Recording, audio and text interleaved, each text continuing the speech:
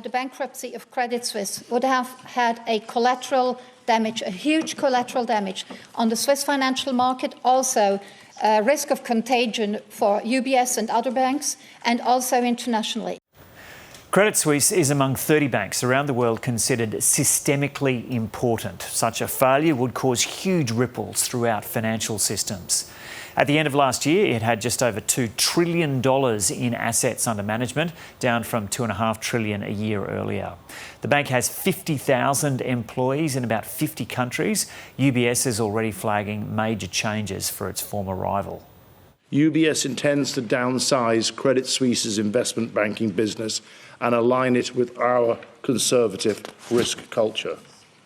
It is intended that the combined investment banking businesses will over time account for no more than 25% of the group's risk-weighted assets.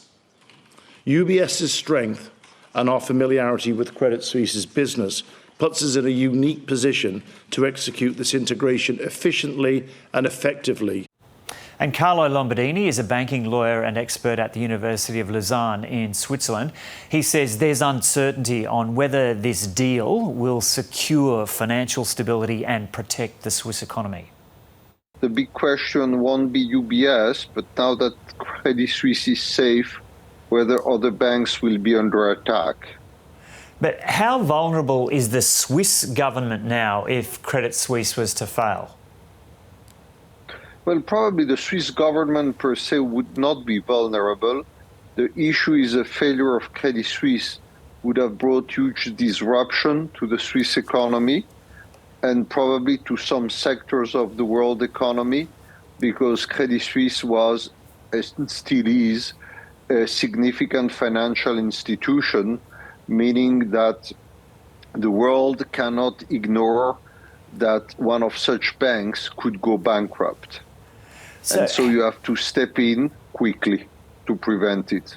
So how did it get to this for, as you say, one of the world's most important banks with serious material weaknesses in risk management and corporate governance systems? Well, first of all, bad policy and strategy followed in the last 10 years. Second, in the last 10 years also, significant failures in terms of risk management. Third, the fact that clients wouldn't trust the bank anymore.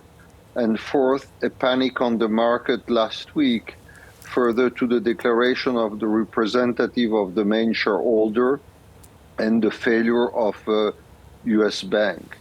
You know, trust is the glue that binds the financial system. I think it's a former governor of the Bank of England who said so, and he was completely right. Once trust is gone, you know, everything else follows very quickly. But why aren't there regulations and rules in place to ensure these 30 most important banks in the world don't end up in situations like this? Well, there are rules and regulations, and as a matter of fact, they're effective because Credit Suisse had much more liquidity than it would have had 15 years ago before the 2008 financial crisis. But regulation cannot prevent risk. Regulation can only reduce the possibility that risk happens. That's all.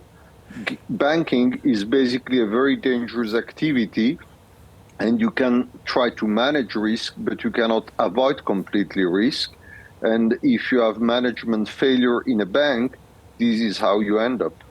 So is contagion setting in now or not? Do you expect other major banks will struggle too? I personally do not think so, because I think that banks are much more solid than they were, and Credit Suisse had been attacked for several years. And there were other internal reasons to the bank that explain the situation they are in now. So I don't expect it, but it's the markets that will talk and we will listen. What about the tremors that are happening in the US right now as well? Well, that's a bit different because there are regional banks which have their own reasons for having problems connected to the purchase of some bonds, which render their asset portfolio less liquid than it would be. So, and what is incredible is there was no real relationship. There was no relationship at all between the Californian bank which failed and Credit Suisse.